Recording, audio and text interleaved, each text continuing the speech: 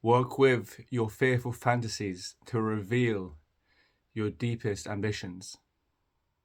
Scratch beneath the surface to uncover what is true within you, what yearns to come out, what fervently is nestled in the crevices of your consciousness. Here is where we find wealth. Here is where we find truth.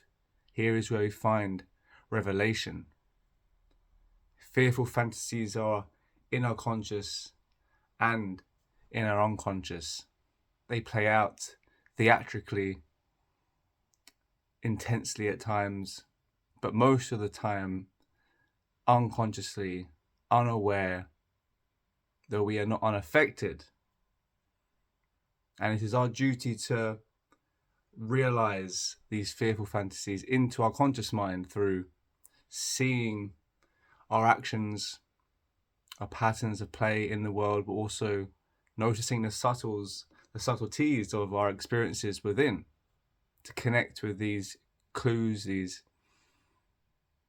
nudges, these provocations to remind you of what fearful fantasies lurk beyond our consciousness, as often we are distracted, we are busy, we are prioritizing other things, often material things,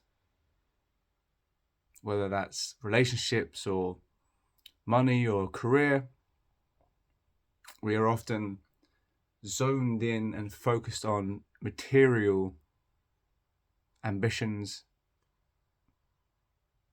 realities on the surface, what we see directly in front of us, though beneath the scenes within are fearful fantasies that affect us and affect our life holistically.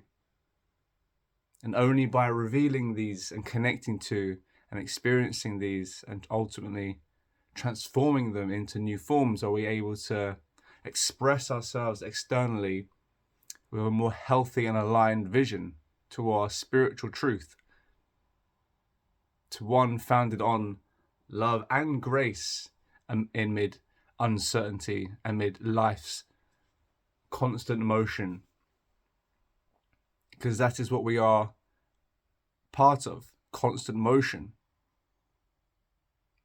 And in that motion is transformation, is change that yields comfortable and uncomfortable experiences.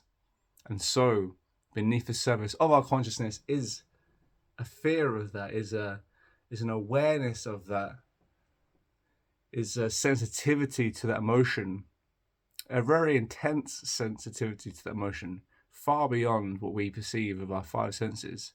We are very attuned, though we may not be consciously aware of the emotion within and without, as the individual and of the collective.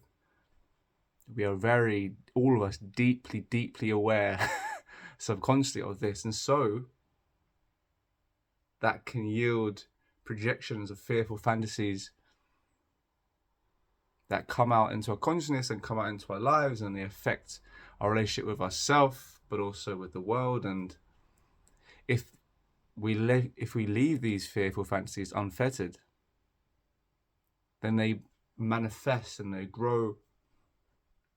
And if they restrict our creative capacity, our capacity to love, our capacity to express, our capacity to be grounded in our authenticity, and ultimately we lose our vitality. We become shadows of ourselves, of our potential, of our spirit, of our will. So it is up to us to realize the theater of our fearful fantasies that play out every day, that are playing out right now. As you watch this video, opinions and judgments are cast upon me and my words, spinning narratives which are aligned to ameliorating and satisfying fearful fantasies that we all have. And so it's important to realize the structure of your unique fearful fantasies and how that lays on top of your inner reality, but also your outer reality.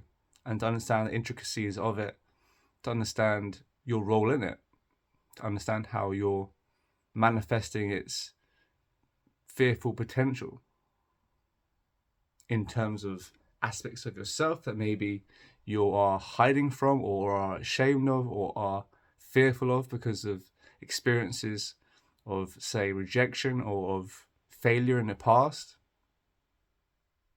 And to realize and to contrast that with the other potential of expressing yourself with grace and with authenticity, regardless of life's movement, regardless of the future's uncertainty.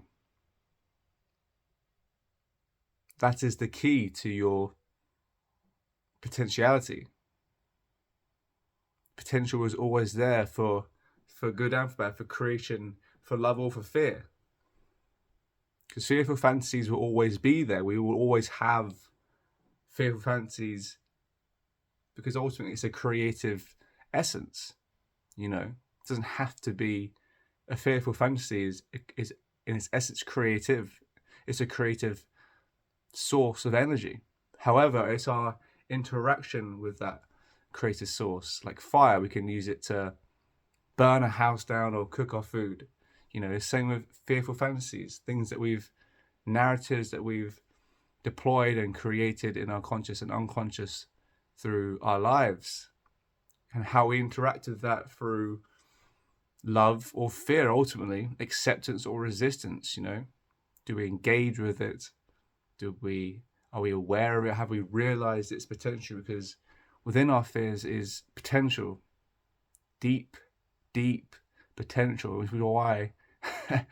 which is why it's a deep experience and yields deep emotions and feelings, because it's a deep creative power, it's a source of deep creative power. It really is. And so to connect with it is powerful, it's transformational, you know, and that then manifests into your material life in ways that are far beyond the mechanisms of the conscious mind. The conscious mind plays a part, of course, but when we tap into these deeper fears, we are tapping into ultimately a creative essence, something that promotes us, provokes us, stimulates us, stirs us into action beyond imagination of what unrealized fear would do. Unrealized fear has limitations, whereas realizing one's fears has unlimited potential, because all of a sudden you are no longer resisting your fears, you're realizing its potential, connecting with it, feeling its deep creative impressions, and then transcending beyond its limiting narrative, which is survived and thrives in repression and in the darkness, ultimately. So this video is a call to bring it to light, to step into the light of your consciousness amid fears. When you feel fear, it's incredibly creative experience, one that has seeds of opportunity, and to begin to water these seeds of opportunity with the light of your consciousness daily in small doses, to make it a habit and to understand it's a skill to learn. It's a path to walk down, not a path to complete running, trying to finish, but it's something for the rest of your life to engage with in a relationship, one where you learn from and you develop your acumen in this area, and you develop your sensitivity to its subtleties. You work on realizing with your conscious mind the potential within the unconscious fears. That is the task, the spiritual task, which is lost in trying to fix one's fears through solely material efforts. If you feel fear, but you don't want to feel it, and you instead, if you don't feel fear, you're still going to live with fear. So it's a question of how you live with fear, rather than are you going to live with fear or not. It's going to be there. Life is always going to be certainty and uncertainty. There's always going to be that question mark. It's a question of how you address that question mark, whether you hide from that question mark or whether you engage with it with a lens of appreciation and grace in its presence, acceptance of its potential and your role in that potential. And it's call to you to realize its potential, thus realizing the sacred relationship between you and fear, how its juicy relies on you, and how it calls to you internally and externally, and whether you will heed to its call, whether you will nurture its call, because it is an act of nurturing. I've used the word grace, to be graceful, numerous times with meaning, because it takes grace, doesn't take force. It takes grace because you are watering the seeds with your attention. It takes time, it takes a relationship of understanding, of commitment to it, creating habit of working with these fears. That we all have our own unique fears, and so creating a relationship with our own unique fears, creating a relationship with ourselves, which is our unique, thus creating a life which is ourselves, which is unique, rather than living out another's, rather than living out society's life or culture's life, because we are resisting the fears within us, which ultimately lead to our individual sovereignty and expression and spiritual truth.